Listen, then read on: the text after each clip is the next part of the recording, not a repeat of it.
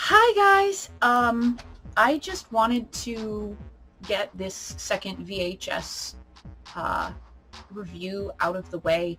I had a lot to say about it, like a lot, but all in all, 0 out of 10. If you don't have time to watch the whole video and you don't really like listening to people give reviews on things, I would say your takeaway is there is a POV pet death that made me give this 0 out of 10.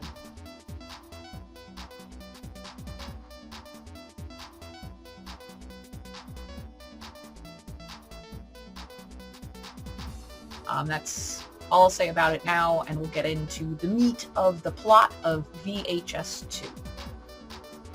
So there's the same as VHS 1. It's a sort of an anthology that has an overarching plot that tries to tie together all the different little videos. So the main plot is these two people, either they're detectives or something akin to that. They are looking specifically for this hoard of VHS tapes, where there's a couple specifically that they want, I guess. They want to find one that is real. They watch some of the tapes.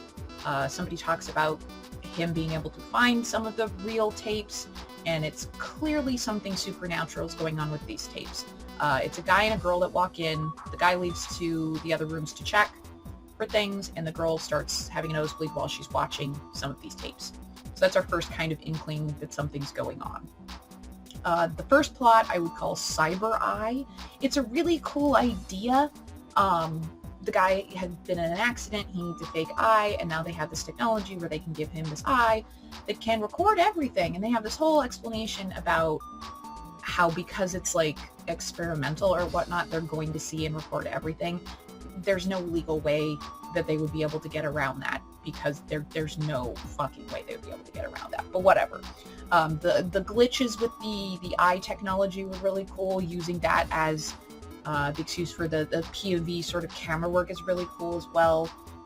He did act like he was hungover after one beer, and that was a bit much in my opinion. One of the other characters that shows up drowns way too fast. That's a whole other thing. I did like that they took the eye out at a certain point and used it as a stationary camera somewhere else. I thought that was very interesting. That one, super kind of interesting in a different way. I didn't mind that one.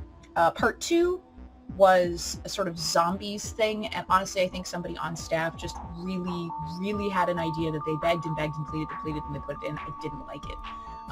It's kind of the, if a zombie had a GoPro, what would that look like? Like, ooh, a zombie trying to learn how to eat. What if you bit a wallet? Oh ho ho, how silly. Like, I didn't really like it. I did like that the zombies that we were seeing the view of attacked like a children's birthday party. I did enjoy that part. Other than that, there was also, when they got to the children's party, one of the guys who did have a weapon shot his gun at the zombie who was standing in front of a van full of children. So it's like, also there's that, come on, you don't do that. But what do I know? The next part 3, which is the cult part, I thought this was the most well done of all of the stories, but it would come with a heavy trigger warning for implied child rape, and then just the religious underpinnings, religious trauma, stuff like that. I thought it was a very well done piece though, because it felt very realistic and creepy in a real world sense until a certain point.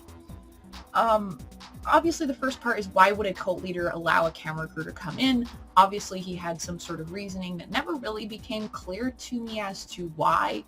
I think there was something supernatural going on with that, that he knew those specific people needed to come for that specific reason. As in, one of the girls that was on the crew that came in is pregnant because she cheated on her man, and her fiance finds out during filming that it's one of the other guys on the crew who's the dad. The actor played the cult leader, absolutely insanely intense. He did a fantastic job. The one guy, Malik, he didn't do a thing to fight when he was about to get shot. Seems really dumb to me, whatever. The demon god, the CG/costume was absolutely terrible, 100% terrible. I could 100% make a better costume myself. But it made me laugh. There's a couple having sex for no reason, and maybe the creature's father was allowed to survive at the end, but that is unclear. I did really like it until we saw the creature, because up until that point I thought everything was really well done and really creepy, and that just kind of broke the immersion because it was clearly something I could have bought at Spirit Halloween and they didn't do a thing to it, unfortunately.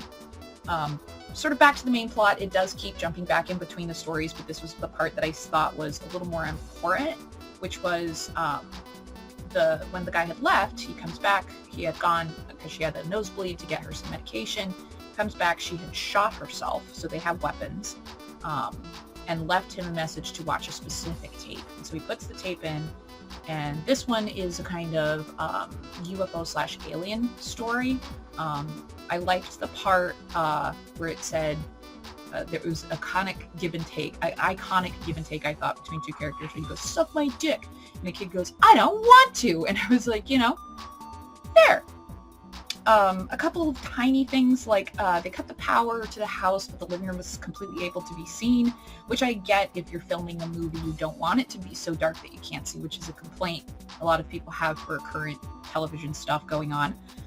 They did a great use of like static and lighting and sound, because it was going from indoors to outdoors to like lightning to, yeah, they did a good job at that. But this is the one that has the dog is first in danger and injured, and then basically a POV dog death, and it's their pet animal, and I see no reason. That doesn't help the story at all. It doesn't make it more immersive horror. It doesn't, I see no reason to include something stupid like that. I don't. It's 0 out of 10. I hate it. I hate it. I hate it.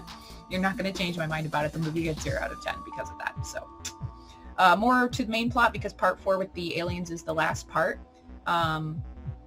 They're watching a video of the guy who has collected this horde of videos, and he supposedly shoots himself on camera, and then one of the girls from the cult is then also on the screen, and the girl who shot herself, who's in the room with the other detective, she attacks him, he shoots her, and then he goes into another part of the house and finds the guy who was on camera who had shot himself is still alive, and he kills the guy who's still alive, shoots the guy who is still alive.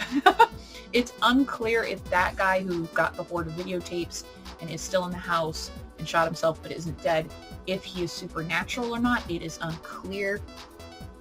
It almost is sort of he expected, because he managed to trick some people to come and watch those videos, that he can then make his own tape, but it's very unclear like what the point of having one of those tapes is, because all it seems to do is cause death and mayhem and destruction. So like, it's like you want to watch a snuff film and you also have a death wish. Like, I'm not clear as to the logical reasoning, unless there's some sort of black market for some sort of curse video. I don't know. It's unclear. I didn't like that, and I didn't like the dog death. Overall, if they had done everything the same and taken out the dog injury and dog death, I probably would have given it a 7 or 8 out of 10. I thought the cult one was really well done. I thought the alien was really well done. The cyber eye one was interesting. I thought they had it so close, so close.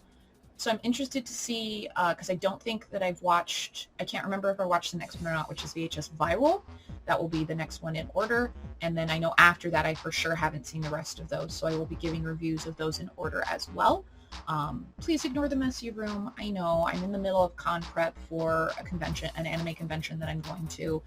But I really wanted to get this done because I had a lot of notes on it, and I really wanted to get those down in video form before I started to lose a sense of the film. It had a lot going for it, and I was super into it. The first one was really well done, I thought, and this one was too. Just that one thing, because of my personal preference, don't like it, won't watch it ever again, don't ever want to watch it ever again.